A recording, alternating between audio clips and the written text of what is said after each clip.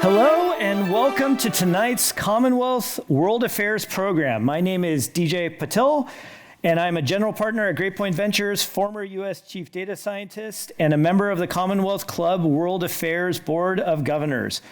And so with that, it is now my pleasure to introduce Dr. Wachter. Dr. Wachter currently serves as chair of the Department of Medicine at the University of California, San Francisco, where he is a Holy Smith Distinguished Professor in Science and Medicine, and also holds the Benioff Endowed Chair in Hospital Medicine. I got to know Bob in many different forms. First, I learned that he also trained my sister, who is a physician.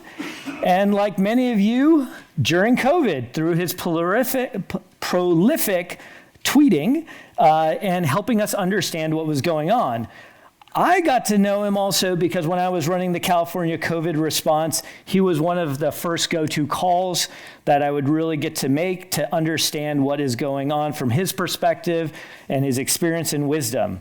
This is one of the reasons why I'm so excited to talk about his book, A Giant Leap: How AI is Transforming Healthcare and What It Means for Our Future.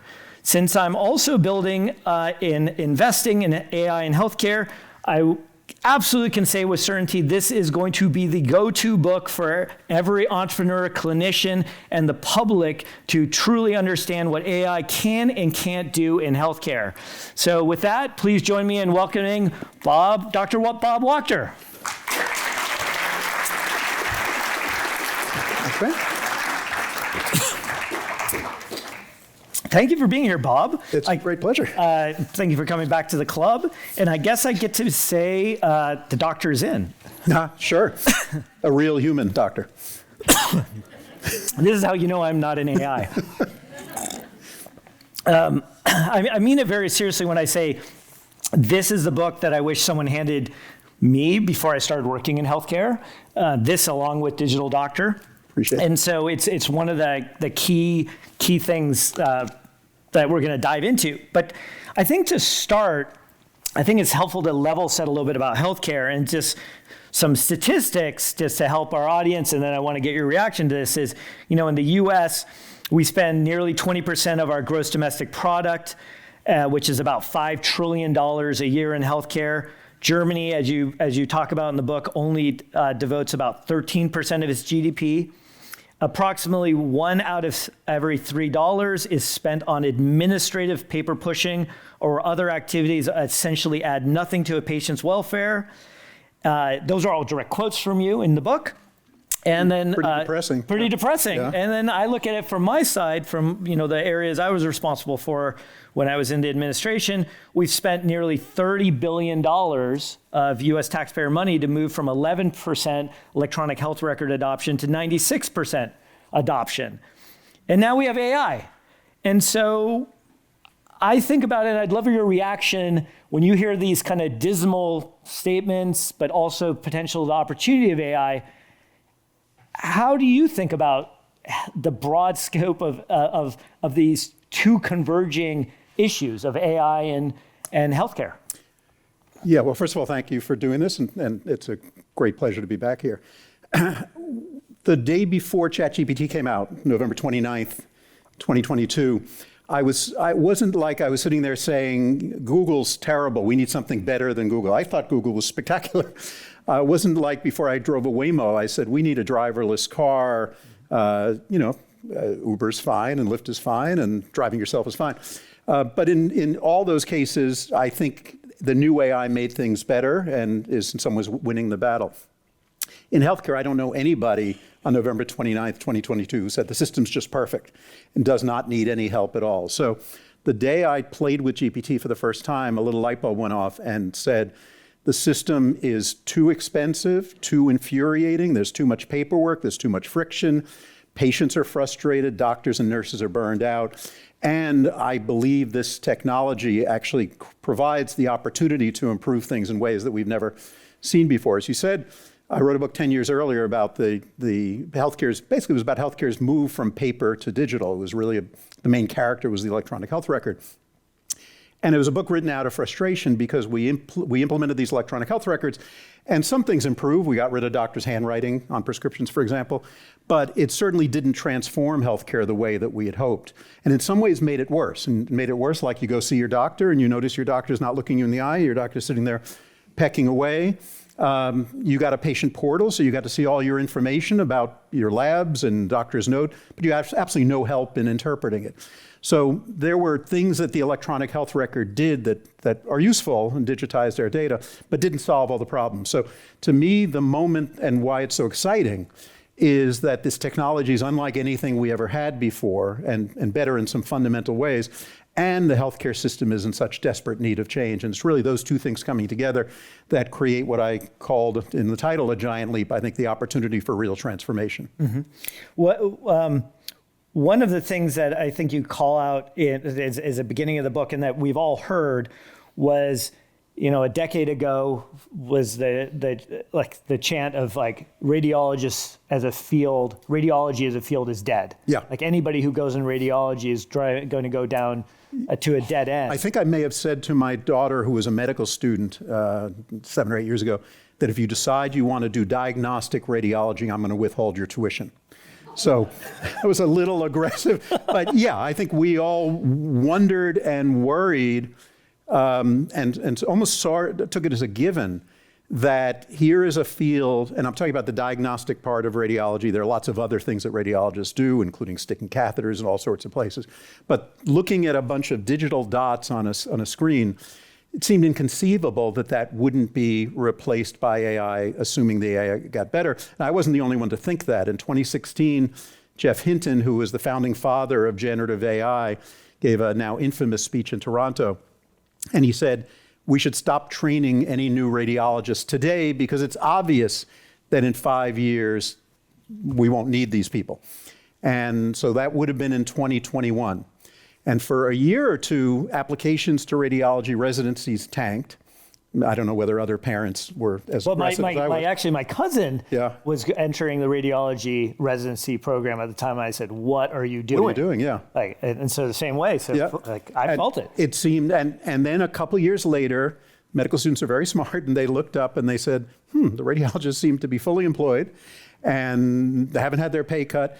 And today, and if you'd asked me 15 years ago, which comes first, I take a driverless car, sit in the back seat, and sometimes take a nap, or our radiologists are all out of business, I would have thought the radiologists are toast. Mm-hmm.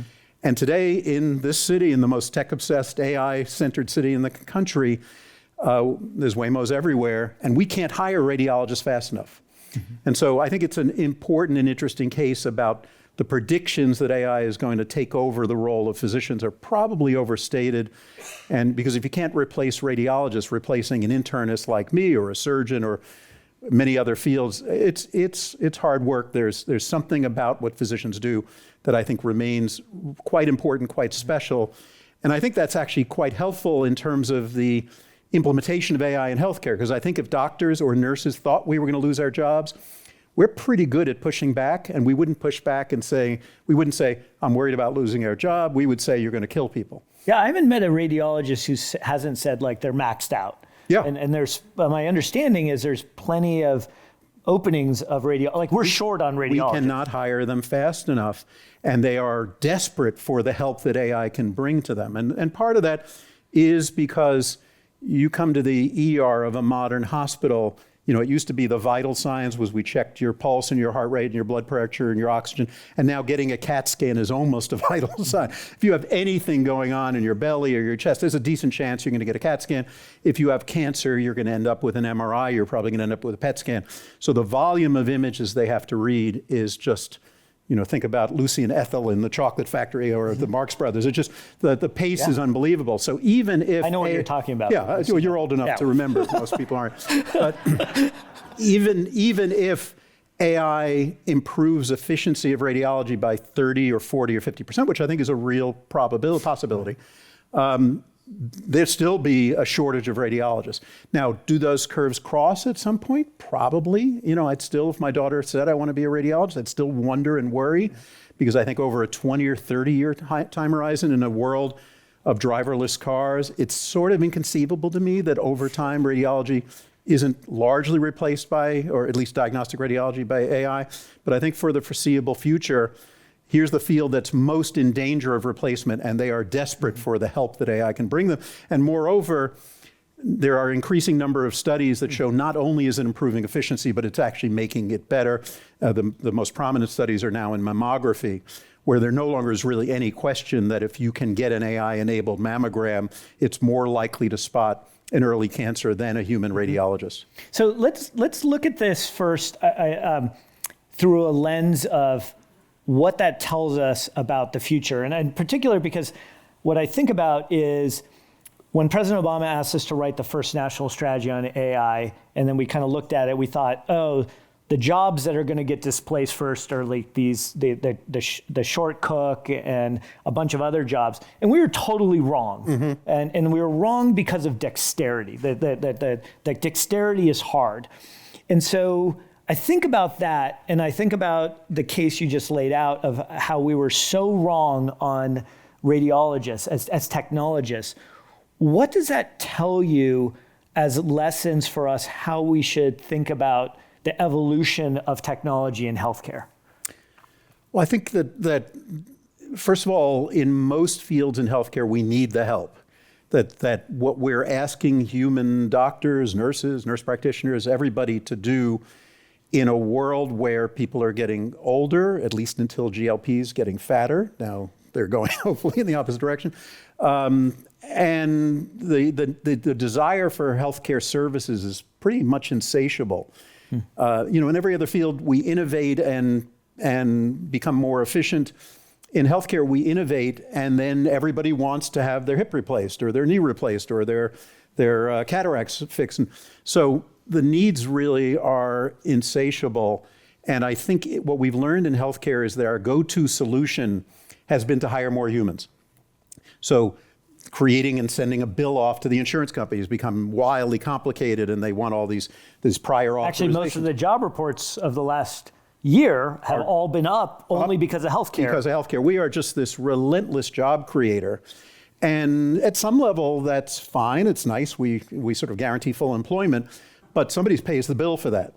And if you look at healthcare jobs over the last decade or two, you see the number of physicians going up a little, the number of nurses going up maybe a little bit more, the number of non-clinical staff going up massively. And so I think part of the lesson here is that AI, its first real act, and actually quite importantly economically, is going to be for us to take a good hard look at the 1,000 people that we have in the billing department who are spending a huge amount of time writing prior authorization requests to United Healthcare, sticking them in fax machines. We're the only ones that still use fax machines, waiting a week to get permission to prescribe a drug. I think some of those jobs get replaced. I think the call center gets replaced. I think all of those, there are administrative roles in medicine, and obviously this will be sad, some people will lose their jobs. But I think that the jobs that clinicians do, I don't think get replaced. I think they get remodeled and reorganized. So when we look at, for example, let's take primary care. Primary care, as anybody who's tried to find a primary care doctor in San Francisco knows, is in crisis. Anywhere in the U.S.? Anywhere in the U.S. And the reason it's in crisis is for physician specialties, it's paid quite poorly. We talked about radiologists. The average radiologist makes twice what the average primary care doctor makes, and students notice. And so relatively few people go into primary care. A study came out a couple of years ago that said if a primary care doctor spends the entire day just doing the preventive stuff they're supposed to do, that's 27 hours a day. That's if no patient has the nerve to come in sick and with a new complaint. So the job is essentially undoable. So what happens with AI? Well, I hope and think that AI can take a fair number of the tasks that primary care doctors are doing today off their plates. Getting that organized in a way that's sort of cohesive and coherent and makes sense for patients and doctors is kind of tricky. And I think there are a lot of companies trying to do it, and no one's really cracked the code yet. But I think in the future, you can envision a world where, I have high cholesterol. I don't think I need to see my doctor for a refill, or even probably to have given me my Lipitor in the first place.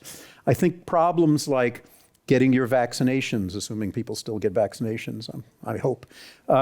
Getting your blood pressure managed, getting your cholesterol. You went there, I did. Well, we're going to go there. I'm just implying, I'm not saying.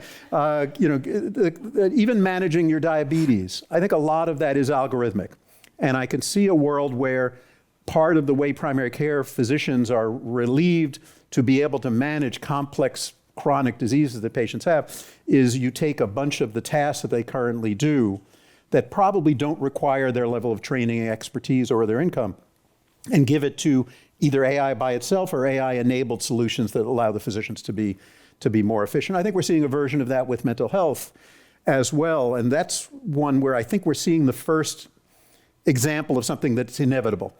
And that is the AI is doing something that a lot of patients are finding quite valuable, which is providing mental health support and counseling in your pocket at a very low cost, probably $20 a month that you might be paying to GPT, and they're doing something that people are finding quite valuable. And then there are these absolutely horrific cases where you see the AI essentially, encouraging a teenager to hurt themselves. And that's horrible. It needs to be regulated. There needs to be consequences for the companies. But what I worry about is people saying, look, I told you AI should not be used for mental health. And I think that's the wrong call because you shouldn't be comparing AI to some mythically perfect system because that's not the one we have. We have the current system. And try to find a primary care doctor, try to find a mental health professional in San Francisco or most cities. And if you can, try to find one for less than $300 an hour. So or takes insurance. Or takes insurance or any of that. So I think that we've got to be careful about holding AI to a standard that we don't hold ourselves to. And we know this is going to happen. And how do we know it? We know it because Waymo has driven more than 100 million miles without a fatality, which is unbelievable. And there's no question now that it's safer than a car with a driver. And yet, and I'm sad about the cat. I was going to say we're going to bring up the cat. You can't do this without Kit Kat here. As people here know, 2 months ago, a Waymo ran over a little Kit Kat, this bodega cat in the Mission, and it became a front page story in the New York Times. How many cats are run over by human drivers? How many cats are run over by Uber? I'm sure thousands.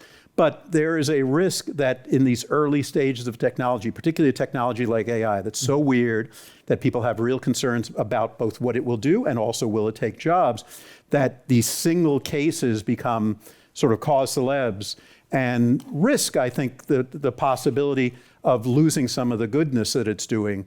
So the line I use in the book is Biden's old line, don't compare me to the almighty, compare me to the alternative. And the alternative is a healthcare system that really doesn't work very well. So in part of my enthusiasm for AI is I think that it really does improve the ability of the healthcare system to meet the needs that real people have. Since you went to the... Went right to Kit Kat. You went to Kit Kat. What I was going to say, since you went to the Joe Bidenism, I'm going to use one of his other ones, which is, don't tell me what your priorities, show me your budget, and I'll tell you what your priorities are. Yeah. And so if we use that and we look at the priorities of the hospital and what you see as a healthcare system, how does that align with how does the prioritization really align with using this technology in a way that is going to maximize it for the patient? And I say that because you can envision a version where we have seen healthcare, I would say the big data era, we had so much promise, or the big data era. Jeff Hammerbacher and myself, both we were working on this ideas. We're in consumer internet, we both went to healthcare, and yet we have only seen big data used to make people money, to deny people care, to do all these things, despite what it could do. How do we make sure that AI isn't going to be just weaponized and it could be weaponized against a physician, to micromanage a physician, or to deny people care or those other aspects? How do we make sure that this technology... Or to bill better, to send off a better, more comprehensive bill so that we get paid for all that more. stuff. How do we make sure the technology works for the population, not against it? I think it's tricky because the forces that really govern how healthcare systems operate are not the right ones. I mean, you can imagine a world where the healthcare systems have an incentive to promote health and the best healthcare, and that means trying to keep people out of the hospital and keep people healthy. And yet the way most of us are paid these days is still fee for service. We get paid more to do a surgery. We get paid more to take care of someone in the hospital than we do to take care of them in their home. Now, a place like UCSF that I think is massively ethical doesn't do the wrong thing because of that, but it does influence what we're going to invest in. And there's nothing about AI that automatically changes those incentives. I do think that as I look at my own institution, the AI that we are implementing now is improving the care of patients, is improving the experience of doctors and nurses. And the economics really are, if we do this, it costs a lot of money to hire and replace a doctor. So if you bring in, for example, the first use case that we all went with is what are called AI scribes. And you may notice when you go see the doctor these days, there's a decent chance if you see a doctor at UCSF, the doctor may take out his or her phone, put it down, say, is it okay if I use this to record the conversation? And you're going to get eye contact? And then the doctor actually is looking you in the eye. And it's like, what's going on here? Is there something wrong with me? It's the first technology we've brought into healthcare, maybe with the exception of video interpreters, where everybody says this is fantastic. This has made my job as a doctor better. It allows me to sort of reclaim a little bit of time. It allows me to reclaim the humanity of the visit and not spend all my time creating a note, largely for the purposes of billing. I think, we are, as I think about my life as a clinician and as a leader in a big health system, we are moving pretty fast on bringing AI into our world because I think, believe that it's going to be better for patients, better for clinicians, ultimately save money, and that we can do it, and economically it will be advantageous to us, and advantageous because some of the time that we spend is just so stupid. It's just wasted time sending faxes and typing notes and all that sort of stuff. Stupid, boring things. Stupid, boring things that actually add no value for patients. And so I think that we're implementing these things relatively promptly. It's all training wheels where this really is important in healthcare. I think the scribe is useful. Being able to read through a 500-page chart and summarize it is useful. It saves me some time. It gives me better information. Where this really goes and makes a huge difference is something that we're just getting to, which is called clinical decision support, which is it helps me make the diagnosis. It helps suggest the right tests for you. It helps me say, there are 2 drugs I could use for your problem, and one of them costs $5,000 and one of them costs $300, and here's the literature that says the $300 one works just as well. I think that is where we're going. That's going to happen fairly quickly, and I think that is where this begins making a massive difference in the quality of healthcare and the cost of healthcare. So when you, as I think about digital doctor, I would sort of say it left me on a path of pessimism for technology.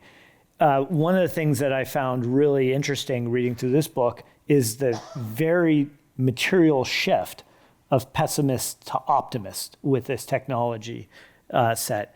And so I think there's a lot of people out here who are questioning what this technology, like really where they should be on this dial of optimism and pessimism. And so it would be helpful for you to help paint a little bit of the picture of why you shifted so much. Yeah, in part because I wrote The Digital Doctor 10 years ago, and it was because I had incredibly high hopes. I mean, you helped bring in $30 billion that got us all to implement these electronic health records. And I saw it as, this is going to be spectacular because I love my iPhone, because technologies that I've used before have made my life easier and more convenient and in some ways better, and this is going to be the same. And then we all implemented these technologies and found that, lo and behold, now we're spending all of our time typing, and we've become essentially slaves to the technology. And it was delivering very little of what I hoped it would deliver in terms of this thing called decision support, meaning we were spending all of this time putting in data and getting really very little help in terms of suggesting diagnoses or suggesting the right treatment out of it. And in the book I likened it to if you had a baby, spent all the time feeding and changing the baby, and the baby never smiled at you. Mm-hmm. And that's sort of what it felt like. And everybody I talked to, at least in healthcare, was unhappy with the state of affairs. And I didn't understand why. The answers they had about why it wasn't working made no sense to me. That's why I wrote that book. when I started writing this book, I think I was tilted slightly toward optimism, in part because I recognized that part of the failure of the electronic health record was that it's good at taking in data and storing it. It's not good at processing it, understanding it, and then delivering something to doctors, nurses, or patients that actually improves health and healthcare. So when I used GPT for the first time, I said, I think this is a tool that will do it. And then I spent a year and a half interviewing 110 people, going to visit the Mayo Clinic and NYU and Epic and other places. And I landed in a place where partly my optimism was because, as I said, healthcare I think is in such dire straits that we need this. Part of it is these tools are really extraordinarily good. They can do things that prior tools couldn't do. They could read a doctor's note. They could help make a diagnosis. I can, on the wards, pick up my phone and say, this is an 82-year-old patient with, you won't understand any of this if you're not a clinician, but this is an 82-year-old patient with a history of CLL who comes in with a fever, white count of 14,000, shortness of breath, has an infiltrate on his x-ray, and has abnormal LFTs and a transaminase pattern. What do you think is going on? Well, actually, I could actually understand it because if I had my pick my favorite AI, I would just say, explain this to me like I'm an eighth grader. Right, but a normal human couldn't understand any of that. And if I put that into the prior technology tools that we had, it would just sputter. It would, what are you talking about? AI can understand that, and AI can give an answer that in many ways, when I'm on the wards at UCSF, I'm a generalist. So I see patients, and I can take care of most of their problems, but pretty frequently, the patient has a complex cancer or a complex cardiology problem, complex infectious disease problem. And I would kind of hope that I would run into my favorite specialist. We call these curbside consults. And just happen to run into somebody in the cafeteria and say, Emma, can I run this case by you? Now I pull my phone out maybe 10 times in the morning and ask a question of it that I couldn't ask to Google or any prior electronic textbook. And it gives me an answer that is pretty darn good. And as Ethan Mollick, who is a professor at Wharton who writes brilliantly about AI generally, one of his tenets about AI is the AI you're using today is the worst you'll ever see. Mm-hmm. So it's already really good. It already does things that no prior technology could do. It already solves a whole bunch of real life problems in healthcare, whether it's allowing me to look you in the eye or helping me answer a question on rounds. And that is a pretty early phase of AI where it's only going to get better. So I landed in a pretty optimistic place, and also partly optimistic because I think if I landed in a place that this is going to be really good for healthcare, but no doctor or nurse is going to have a job, I would have been less optimistic because I like my job, but also less optimistic because then the politics kick in and we would have pushed back on it. But so I think we ended up kind of in a happy coincidence where I think doctors and nurses will keep their jobs for a while. This tool will enable them to be better at their jobs and happier in their jobs. I think it will enable patients to do some things themselves they couldn't do before. And the technology is only going to get better. Yeah. I just want to remind everyone, we're going to take your questions. So Kara's walking around and you can hand her your cards from. I know we're going to have a lot here. Also, can I ask the team behind the stage for my timer? But I want to go to... What if it shows we're already 20 minutes over? I think everyone is plenty okay. Okay, good. Because we haven't even gotten to how you really use you use AI. But before we go there, I want to go to, because you brought up this in the mammogram case and the radiologist, one of the things that's been highlighted is now a fee is tacked on for many mammograms to get the AI consult or the AI overlay on top of the image because it's not paid for. Yeah. Who pays for AI, and how does this actually work given the rapid, the double digit percentage increases that we've seen in healthcare costs over the years? I don't think we've figured that out yet. And I think we need to. I'd say most of the AI that we are using today, for example, at UCSF, we pay for. And we believe that that's a reasonable investment because it will allow us to do a better job taking care of our patients and maybe save some money at in the end. And humans are very expensive. So for example, if we had 1,000 people in the billing department or 400 people in the quality department, and we can get by with somewhat fewer patients if we can enable them to use AI in their work, that ultimately the economics get sort of balanced. But right now, no payer is paying for AI-enabled mammograms. So patients are being asked to pay 50, 75 bucks out of pocket. A lot of patients seem to be willing to do that. I think at the end of the day, though, if it turns out to be a better way of, and demonstrably better, not just more productive, not just less expensive, but actually improve detection rates and save lives, then I think the healthcare system's gonna have to figure out how to pay for it. And hopefully there'll be trade-offs there, which is, all right, you pay for a better mammogram, but you have fewer patients who come in with advanced cancer. Our system's not very good at understanding and thinking through those trade-offs, but that's the sort of thing that has to happen. This may ultimately cause us to rethink the entire payment system. And the analogy there would be, if you buy a car and you're gonna have to pay extra for AI-enabled windshield wipers and AI-enabled steering wheel, and at some point it just gets silly. And you're gonna want, what is the package price for this thing that has as much AI as we need to deliver the best care at the lowest cost? I think this may drive us toward more what's called value-based care, where a healthcare system is paid a fixed amount with the assumption that they will buy and use the AI that helps them succeed in delivering better care at a lower cost. But for now, I think we're going to be in this sort of funky space where there are going to be some AI tools that we as a health system will buy. There may be other tools that you as a patient will want, but insurance is going to take a while to catch up, so you may have to decide whether you're willing to pay the difference. I think for mammograms, if it were my wife, I would be right now. So there's several questions around payment in payers, and one of the sort of theme here is payers are clearly not held in high regard these days. You think? As also, I should disclose, as a payer, also representing a payer myself. But the part there that I think is there is the weaponization of payers in using technology to deny care. You know, we've seen many times where physicians and patients have been empowered to use AI to push back by saying, okay, here's my letter. It gets denied. You're like, make the letter 10 times longer. Right. And we got this sort of spiral. We have legislation in California using this. And then as you point out, the amount of time that it takes from a physician to deal with the insurance companies, the payers, is just a burden. Yeah. And so could you comment on any thoughts on how that model is going to play out? Yeah, unfortunately, it doesn't change the fundamental dynamics. And the fundamental dynamics are the payer gets a certain amount of money to pay for care. And like any insurer, it is motivated to spend as little of it as it can because the remainder is profit.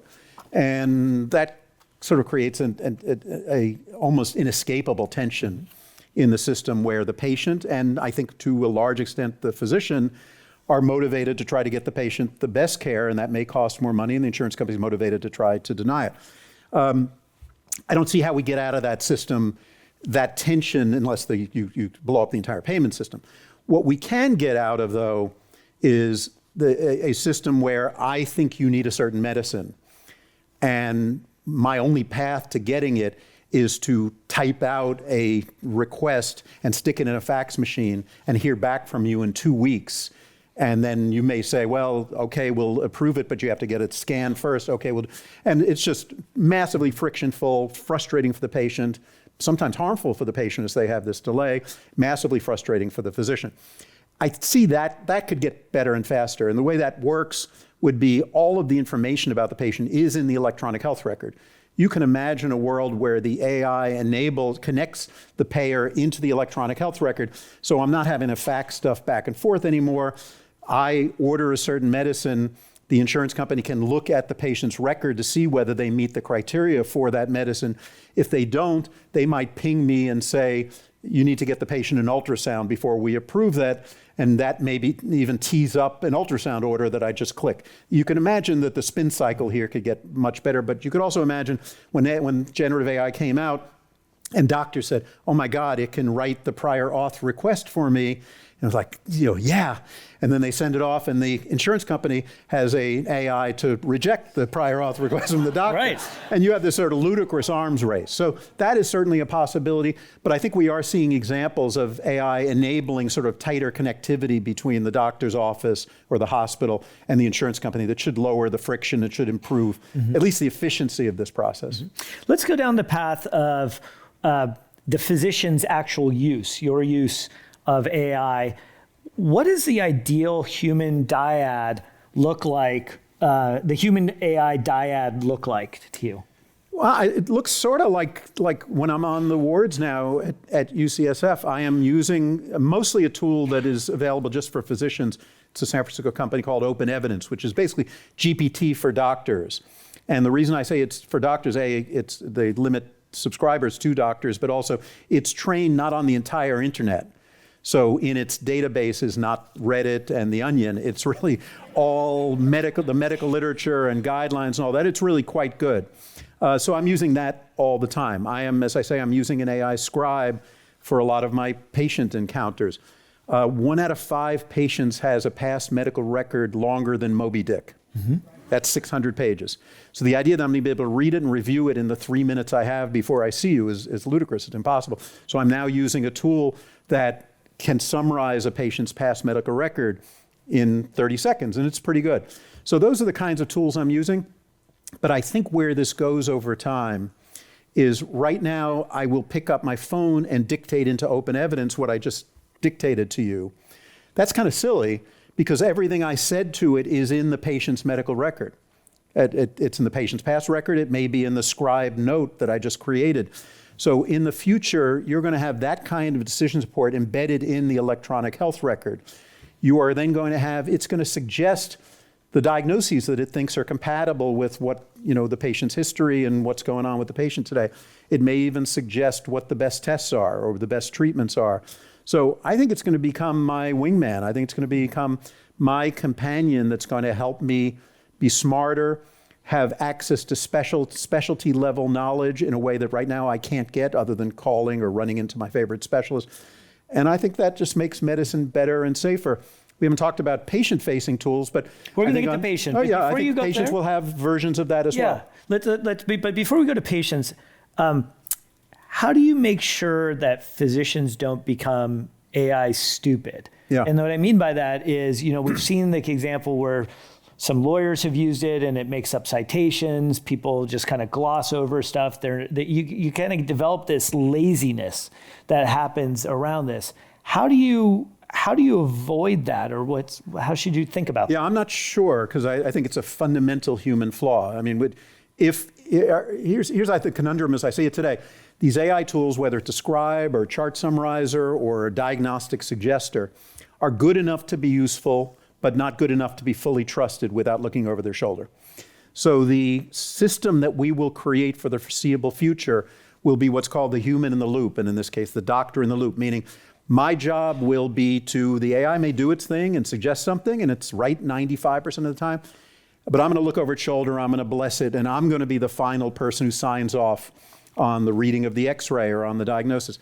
Sounds good, but as you, I think, are implying, humans suck at that task. We are really not good at remaining vigilant over time in the face of an AI tool or a technology tool. As we've seen with self-driving cars. As we've seen with self-driving cars. If you've ever seen, I don't own a Tesla, but I have seen a Tesla's owner's manual. And there's a little ditty written by, I'm sure, a very expensive attorney with a very good sense of humor, because it says, this thing we call self-driving is actually not self-driving, and the driver should remain vigilant at all times. Like, that's a joke. Yeah. And there have been 100 fatalities in Teslas where that driver was supposed to sort of wake up and say, oh my God, I'm about to hit a wall, and had about a quarter of a second to do that. Like, how can that work? It's impossible. So I think there are two real problems, DJ. One is that we're not good at remaining vigilant when we've learned to trust the technology. And so if the system is, I got to stay vigilant in order because the technology might be wrong, that's a flawed system. The second is what's known as de-skilling, which is not only am I not going to remain vigilant, over time I'm not going to be as good at the thing as I used to be when I was doing it myself. There was a study that came out about a year ago where gastroenterologists were doing colonoscopies. This is in Europe. And they were given access to an AI colonoscopy tool, which puts conveniently a little green box around all the lesions inside your colon that look suspicious. And it's really good, and it improves the gastroenterologist's performance. So great. Then they turned it off. The gastroenterologist's performance was markedly worse than it had been before they used the tool. That was in 3 months exposure to... 3 months only. 3 months only. And then you ask, well, with these newbies, the average gastroenterologist had had 10 years of experience doing this procedure. So in 3 months, they got worse at their task. So it's a huge question for us in the medical education business, something we're really obsessing about, which is, okay, we need a new curriculum for our students to learn about AI and when to use it and when to trust it and what hallucinations and all this stuff. Great. Are there things we take off their plates because the AI is so smart? And our answer today at UCSF is no. Our answer is that's a doom loop. So actually somebody asked this, and you brought it up in the book too, is the Krebs cycle. Yes. Sorry if I'm triggering anybody. No, totally. You should have given a trigger warning. Exactly. I should have. That was my fault. Yes, it's the only thing that everybody in medicine agrees on, that we don't have to teach the Krebs cycle, which is this convoluted biochemical pathway that we all learned and were tortured with in med school, and none of us ever used it again. So everybody agrees on that. But beyond that, the central question is, do we need to teach as much as we do today on clinical reasoning, on learning the facts of creating a differential diagnosis for a patient with multiple complaints? And our answer today is yes. Maybe the AI at some point gets good enough that we don't need to teach that anymore and it becomes more autonomous. But for the foreseeable future, I think we have to. And there's one more problem I should bring up, the study that Stanford and Harvard did a couple of years ago, you may have heard about, which was it was doctors diagnosing some complex clinical scenarios themselves. 65% accurate. Great.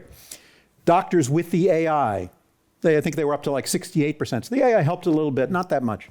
Then they asked the question, how about the AI by itself? 90%. Meaning the input of the physicians actually degraded the performance. Right. The best performance was achieved by the AI by itself. So we will see situations like that where not only is the human in the loop sort of maybe asleep at the switch, maybe de-skilling, but actually makes the performance. My wife calls this, you thought you were smarter than Google Maps. But you're not, right. Exactly. I think your wife is very smart. So yeah, I think, so those are, that was part of the reason writing the book was so much fun, because these are the kinds, I remember when I decided to write it, a publisher asked me to write, I said, I'm worried it's gonna be out of date 5 minutes after I write it. And my editor said, if that's true, you've written a bad book. You really need to think, what are the big cosmic questions that happen when a technology like this enters our world? And these are the kinds of questions of the human in the loop, and what happens when the AI gets better than the human, and how do we make all this work, and how do we pay for it, and all that kind of stuff. It's just infinitely interesting. Mm-hmm. So I want to, the amount of questions here is it just shows you how much we just get AI to answer. Exactly. You're gonna have the Bob GPT. The Bob bot. But maybe to break this, I want to kind of go in a few directions. One is advice for people. Another is advice for entrepreneurs, and then advice for the future. And so maybe let's start with advice for people right now in how they should be really using AI. Like what do you tell patients? Like, should they be, you've got your scribe, right? Should they come in with their scribe and record everything? And we have dueling scribes. Yeah. I just saw a picture of a company that wants to do that. Yeah, like your AI agent talks to my AI agent, and we'll where does this?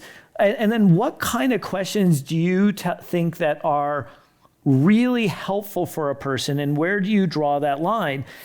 And I particularly pull this because we are living in a low trust environment right now with misinformation and all the other aspects. Yeah, and people don't trust their physicians the way they did, don't trust healthcare organizations, don't trust experts in general. So that is the backdrop to all of this. I think if you put in you woke up this morning and you're wheezing or you have a headache and you put that into GPT or Gemini or Claude, you get answers that are generally pretty good. And I think it's fine for people to do that. That said, one of the things that I think I underestimated is when I put a prompt into an AI tool, there's a lot of knowledge and experience that goes into what that prompt says. Meaning I might have 50 facts about a patient at my disposal, but that prompt only has 8 of them. And that is that's a highly cognitive act. It's based on 4 years of medical school, 3 years of residency, 2 years of fellowship, and 40 years of practice. Patients have none of that. And so these tools can work really well for me, and whereas for a patient, knowing exactly what to put in is a little bit dicey. And then when the AI does its thing, I can look at an answer and say, oh, those 2 diagnoses, those are really smart, and I hadn't even thought of number 2, that's good. And number 3, no, that's stupid, I'm not going to pay attention. Patients also have very little ability to do that, and this is not to denigrate patients. Basically, as I watched my daughter go through med school, she went from being a layperson to an expert. And so I think we underestimate how complex cognitively it is to put in the right stuff into the prompt and interpret the answer. I did the tech reporter for the Washington Post, who I think still has his job, luckily, asked me 2 months ago to look at 12 responses of GPT to health prompts. And some of them were great, and 1 or 2 of them were really dangerous, where I couldn't believe that that's what GPT said. And that's the problem, is patients have no great ability to sort among them. And I'd say the other problem with these tools for patients is I think they need to act more doctorish. Meaning a patient goes into it and says, I have a headache. First of all, it needs to know your past history, which you now can do if you want to load it into GPT Health. Or do you trust it? Do I trust them with my data? Mm-hmm. I think they've got a pretty strong corporate interest not to leak it. So mostly, I'm not sure I'd put in anything super sensitive, but I think mostly, if I thought I was going to get enough value out of it. I think in the future, you probably won't have to do that. I think we at UCSF and other places will have tools like that embedded in your electronic health record. So it will be looking at the data you have in MyChart. I think that's probably better. But if you really want to use these tools, I think it's probably net positive. But I guess what I worry about is if you put in, I have a headache, what you would like is the tool then acts like a doctor. What would I would say, well, tell me about the headache. How long have you had it? What part of your head? Do your eyeballs hurt when we shine the bright light on them? Is your neck stiff? I think those are the tools that patients are going to really find useful have not yet been invented, which are much more back and forth, much more iterative, much more reflective of what a physician would do when you have a complaint. I think we'll get there. But today, yeah, I'd put it in. If I had a complaint, I'd put it in. I think it provides you some more information than you would have without it. I think it gives you a better answer than Google would give you. I might use 2 different tools. I might put it into GPT and then put it into Claude or put it into Gemini. And if they both say the same thing, I feel a little bit better about the answer than if they give wildly disparate answers. How much better has it gotten for you as you've done these kind of experiments and played with it? How much has it actually improved in the sense of for a patient over the last year? A ton. I mean, over 2 years, when GPT first came out and you put in a medical question for it, periodically it would truly hallucinate. I mean, one of my colleagues, Sarah Murray, like soon after GPT came out, she said, could you please write a prior authorization? I'd like to get the insurance company to approve the use of a blood thinner, a Pixaban, a very powerful, dangerous blood thinner, because my patient can't sleep, has insomnia. It's a stupid request, like ridiculous request. And GPT wrote this beautiful prior auth request. Like, would you like it in a poem? And would do it. And she looked at it and she said, maybe I missed some recent research that says blood thinners work for insomnia. She went to the medical literature. It was so persuasive. She put the same query in 3 months later, and GPT said, I can't do that. That makes no sense. There's no research that says. So even over the course of a couple of years, these tools have become much better. And that's why if you used it a couple of years ago and said, it hallucinates, it's never going to be ready for prime time in medicine, it really doesn't anymore, or does it very little. I think they're substantially better than they were a couple of years ago, and they're only going to get better. How about for people who have rare diseases, chronic issues, things where they've been pushed to the outskirts of medicine, long COVID, Lyme disease? There's plenty of areas. One of the questions also came up about people who are on the margins, LGBTQ populations, other areas where they may not be represented in the literature, or people who are asking questions because they're not sure should they trust vaccines or these other things. What's your advice for people in these other areas that aren't the mainstream portion of healthcare, even though vaccines should be part of the mainstream? Yeah, well, there you said it. So yeah. Captain Obvious. Yeah, I mean, it knows more than any human today. Mm-hmm. It has more access to more literature than anyone. I think as long as you go in with a little bit of skepticism and don't take anything as absolute gospel, and I do think there's some utility to using multiple tools because they come at the world from slightly different angles. And I think if they triangulate, it's like when I go into Yelp and and TripAdvisor, and they both recommend the same restaurant, I feel a little more comfortable that it's probably okay. I think that as you say, there are certain populations that are not well represented, but that's true for physicians too. I mean, we may not have seen as many patients. I mean, the literature that AI is culling is more expansive than anything I have seen as an individual physician in 40 years. And I remember when I visited the Mayo Clinic, and the head of AI there said to me, we worry about bias because what if the AI tool was only trained on white people here in Minnesota? And I said, well, but your residents, your young doctors, were also only trained on white people in Minnesota. So in many ways, the biases that AI has are real, and I think we have to be attentive to them, but they're probably no worse than the biases that humans have.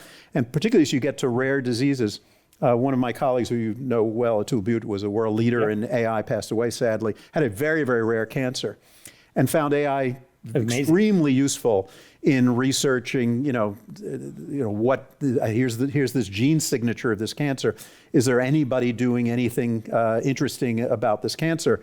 And he said the answers it gave him were really kind of expansive and helped him think about this in ways that were more than he could get from any individual doctor or any healthcare organization. So and then the question comes up, what about people who live in rural areas and may not have access? If anything, this gives them better access to, they may not have a cardiologist or a gynecologist or you name it anywhere within 100 miles. Yeah, wait might be 6 months. The wait might be 6 months. I think the ability to scale and disseminate the knowledge of experts and specialists is greater with these tools than if we try to put humans in all of these places, which I think is impossible. If you want to be inspired and to see someone who is far ahead of their time and died far too young, look up Atul Butte and Butte and some of his talks out there and be inspired. In our remaining time left, I want to switch gears here. We have actually 14 students from the California College of the Arts. We have a number of other high school students and others here in the audience. And so what advice do you have for them as designers, the future entrepreneurs, people who are builders these days? Forget those VCs. They have Patagonia vests or something. But let's focus on the builders, the people who are actually going to be building. What's your advice to them as they start to think about using these technologies and actually go try to create things that you would call value that are going to help the actual doctors, the clinical team, the nurses, or the patients? Yeah, I actually don't really know. I think this world is changing so quickly, and I hesitate to go outside my lane. And I actually should make clear my optimism. This is not outside your lane. No, but you advise a lot of companies. That's true. But my optimism is largely in healthcare. I worry a lot about AI in the rest of our lives. Oh, I'm talking in healthcare. In healthcare design. I guess I would be all in here. I would be enthusiastic about these tools. I mean, there's got to be a little part of everybody that says, I worry if am I going to have a job? I think that's real, and I think we can't sugarcoat that. It's not clear how that plays out. But I think for the foreseeable future, the human that uses these tools is going to be better at their job and more innovative, and it will free up time and I think cognitive bandwidth to think more broadly than the human who doesn't use these tools. So let's go the other way. Yeah. What things should they not do? You listen to pitches, you hear people bring technologies to you with the hope that it'll make some inroads into UCSF. What are things you're like, please don't do that? or like, that's really unhelpful? Oh, I think the companies that say I am going to replace doctors or nurses, I think are stepping into hazardous territory. And it's interesting because a year ago, none of them said that. They were smart enough to be careful about that. There are some that are coming out now that are getting kind of chest thumpy about this. Yeah. And I think that's dangerous because I think that for the foreseeable future, that's not going to happen. I do think there are going to be tasks. You may have seen recently that a healthcare company actually out of UCSF was given permission by the state of Utah to refill prescriptions. I think those sort of little small bites of tasks that doctors currently do, but really don't take doctor level skill and are frustrating to doctors and are frustrating to patients. I think that's real. I think those are the kinds of things that they should do. But I think that they shouldn't get it, too far over their skis now. I think coming into this with sort of a minimum of hubris to say we have lots to learn about healthcare. We really want to collaborate with healthcare organizations, with doctors, with nurses. And even if you succeeded in financial technology or building a restaurant app, you don't know anything about healthcare. And when they hear that, it's like, oh, we've heard that before. But it really is true. Healthcare is its own special animal.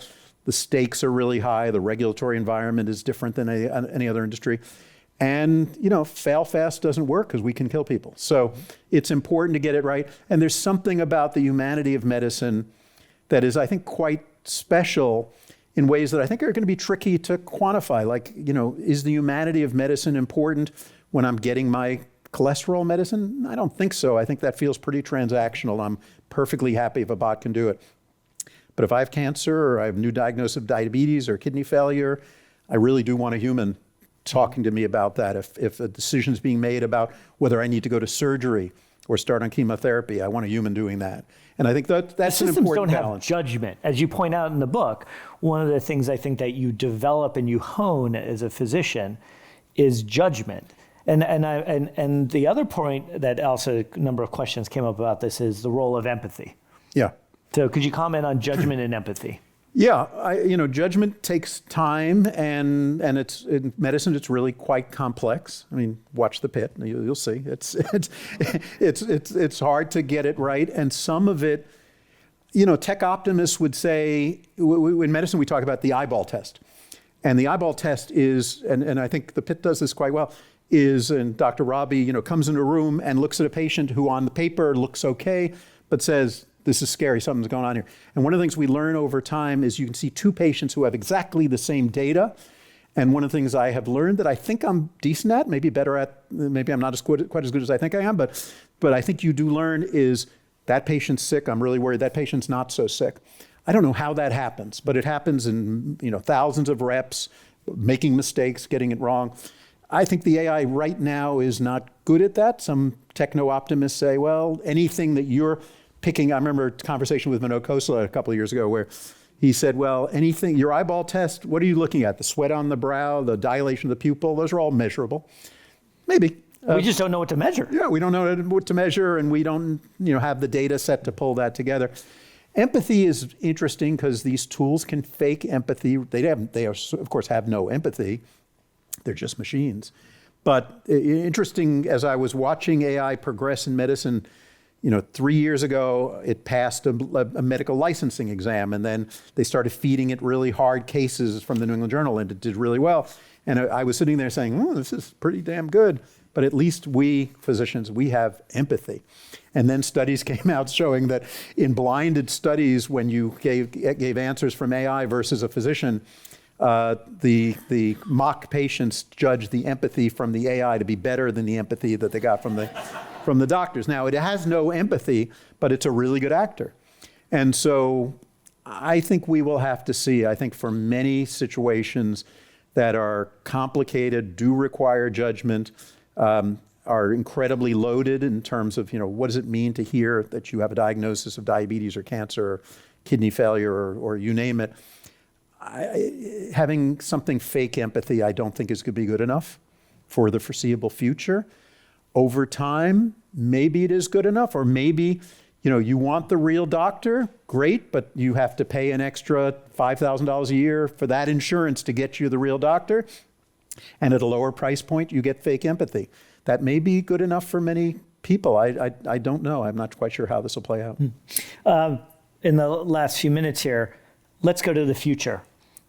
You're actually quite optimistic in the book about why people should go into medicine.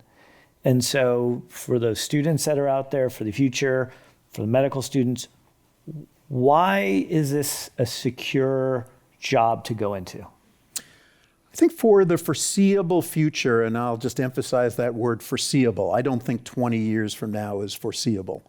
Because I don't think 5 years ago, where we are today in AI is foreseeable. So it seems unlikely that we can predict, who could have predicted all the things that social media would do to our public discourse or to being in school or whatever. I think it's almost ridiculous to be projecting 20 years out. But I'd say over a reasonable time horizon, 5 or 10 years, as I've already said, the most vulnerable jobs to replacement in medicine, which really are radiology and pathology, I still think are safe. Because I think the unmeetable needs are such that even if the AI makes the physician 50% more productive, which I think it might, there's still a job for the human, and the job gets better. I mean, the human is able to concentrate on higher order, more complex tasks, has less paperwork to do. And the same thing is true in my job. I'm something called a hospitalist. I take care of sick people in the hospital. If I can get rid of the paperwork, if it can be helping to suggest diagnoses to me, I think it makes me a better, if it gives me access to subspecialty level knowledge at my fingertips, I think it makes me a better doctor. I actually think it makes me a happier doctor. I think for my colleagues who practice in the outpatient setting, where the paperwork burden is greater, where they're up all night answering emails from patients, having AI be able to draft some of those answers, I think it just makes the job better, more interesting, and actually paradoxically more human. I guess the other reason I'm enthusiastic is if AI takes the jobs of doctors, that means the lawyers are gone years before. it means the doctor throwing the lawyer under the bus. It means the accountants are gone. It means the journalists are gone. I think medicine, because of its complexity, because the stakes are high, because of its humanness, if we go, probably everything else is gone, and we've got a bigger problem than should you take a job as a doctor. You're responsible for 200 residents every year. Mm-hmm. What are you telling them right now? Same thing I told the students, that you should be all in on this. You should be using these tools and experiment and trying to figure out where they help and where they don't. But you need to be quite sensitized to de-skilling. So if you use the tools as a crutch, if your go-to response now is you hear a patient's history and you immediately feed it into Open Evidence or GPT, as opposed to pushing yourself to say, here's what I think is going on. And actually, I think our tools should make us do this. I think our tools should sort of make us put our nickel down before it gives the answer. I think humans are fundamentally lazy. And I do think that if we immediately default to and I find this with writing too. Claude is just an amazing writer and editor. But I'm very careful, and was very careful with the book, write the best version of what I could write by myself. And then my wife, who's a spectacular editor, edited it, and it's as good as it would be. And 98% of the time, I was perfectly happy with it. 2% of the time, it's like, oh, I could use a better metaphor, or maybe this paragraph isn't singing. I'll put it into Claude and see what it does, and half the time it made it better.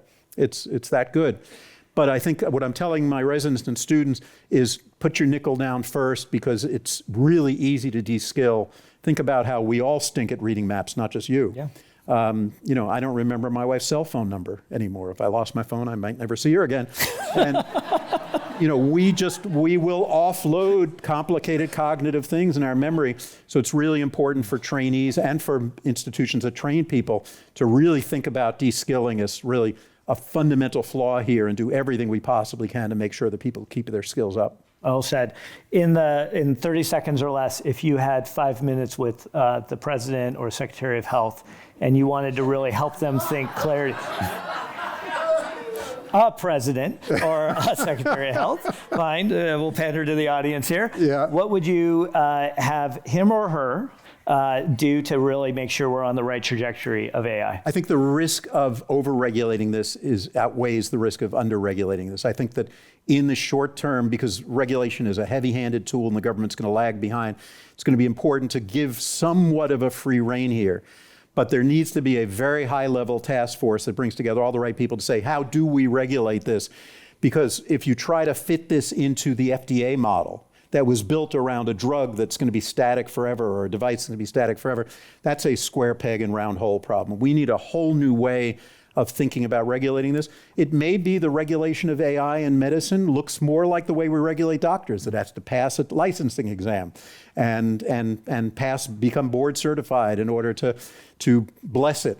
I think we need a whole new way of thinking about regulation. The only way that's going to happen is you bring together a lot of smart people, and start with a blank piece of paper. Do not start with saying this has to fit into the FDA's model, because that's just not the right way to think about this.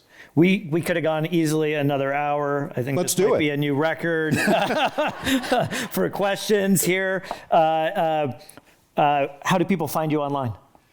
I'm still on X, sadly, Bob_Wachter. I have a Substack, which is whatever the address is.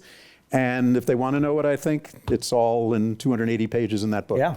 Well, once again, you should get this book, and I'll tell you how in a second. But we've come to that time, and our thanks to Dr. Robert Wachter, author of A Giant Leap, How AI is Transforming Healthcare and What It Means for Our Future. I certainly encourage you to pick up a copy of this book. You can do it here outside.